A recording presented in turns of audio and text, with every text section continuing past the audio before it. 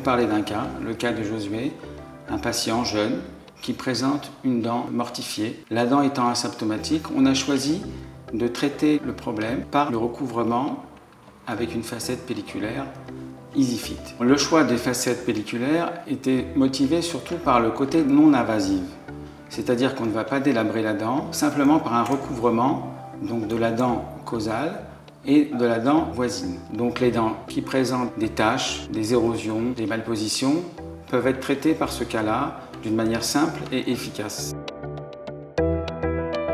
Un deuxième avantage de l'utilisation des facettes pelliculaires est la stabilité dans le temps, c'est-à-dire stabilité de la teinte et protection des tissus par de la céramique pour de nombreuses années. Un avantage supplémentaire à la technique est le fait que ça lève un frein à de nombreux patients qui ne veulent pas qu'on délabre leurs dents. Donc j'insiste encore sur le côté non invasif de la technique. En 3 séances, on arrive à traiter complètement le cas. On a un résultat maximal avec des séances minimales.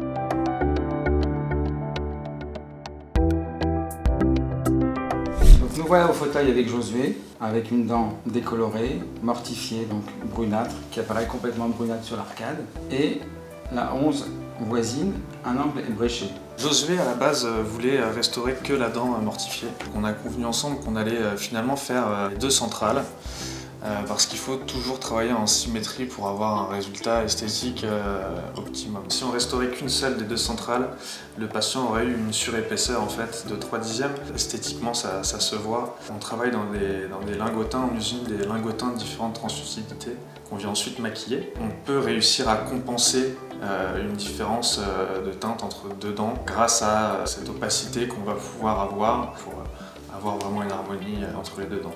Ce qui est important dans ce genre de technique, c'est de fournir la teinte initiale, puis la teinte finale, celle qu'on veut obtenir, pour qu'au laboratoire, ils arrivent à faire un maquillage parfait. On va travailler avec des teintiers sous la facette, ce qui va nous permettre de pouvoir donner la teinte finale souhaitée en fonction de la teinte sous-jacente qu'on a en bouche. Nous, on sensibilise les praticiens sur 2 points très importants, la prise de teinte, comme on l'a évoqué tout à l'heure, et la prise d'empreinte. Si vous avez un doute, il faut mieux nous en fournir 2. Bien regarder qu'il n'y a pas de tirage, pas de bulle. Utiliser un matériau de rétraction pour qu'on ait une limite qui soit la plus précise possible. Comme elles sont très fines, si on a le moindre défaut, il y a un risque de casse très important et un risque de problème d'adaptation qui peut arriver. On injecte dans un premier temps une pâte d'essayage pour s'assurer que les facettes insèrent parfaitement sur la face de la dent. Ça permet de coulisser à la facette complètement sur la dent et d'avoir un rendu esthétique presque final. Donc, ce qu'il est important de contrôler effectivement, c'est la teinte. Bon, on se rend compte qu'il y a une parfaite réciprocité.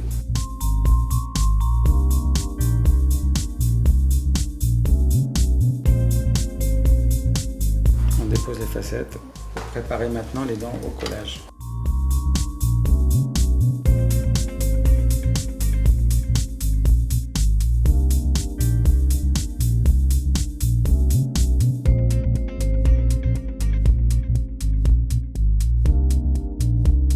Donc la deuxième étape, traitement des facettes. Donc application d'un monobond.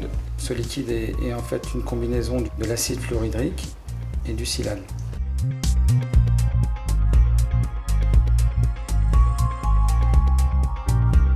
On va appliquer un chim classique. En une quinzaine de secondes.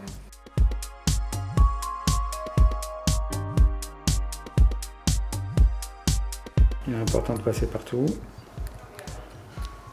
S'assurer que toute la surface soit traitée.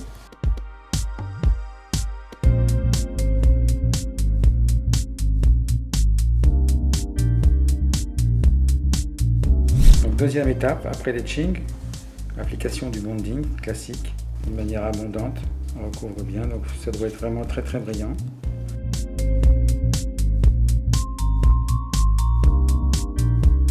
Et on va venir polymériser 10 secondes chaque face. La même chose sur l'autre. Application du composite de collage directement dans la facette. On remplit abondamment et on place la facette.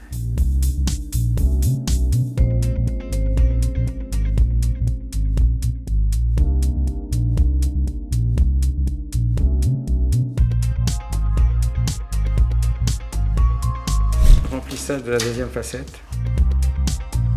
On s'assure qu'elle soit bien appliquée sur la dent, c'est le cas.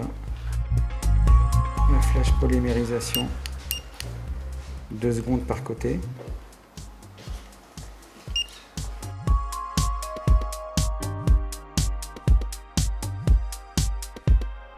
On utilise un protecteur d'oxygène. On polymérise complètement, 20 secondes par facette.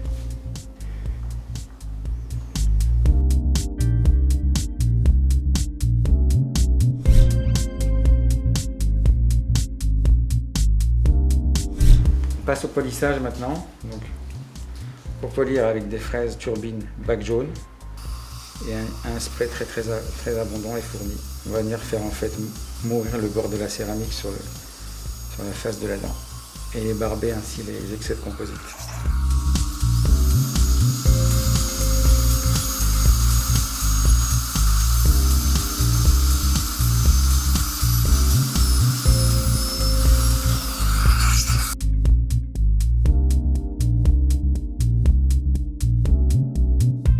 Maintenant, il faut vérifier l'occlusion, ce qui est très important pour la pérennité des facettes, qu'elles restent collées. Donc Josué, allez-y. Voilà. Là, c'était un cas favorable étant donné que les dents sont projetées vers l'avant.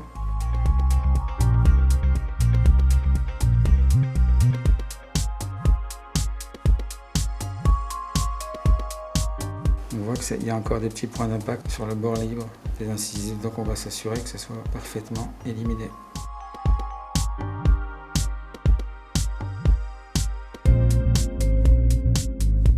Voilà le résultat obtenu.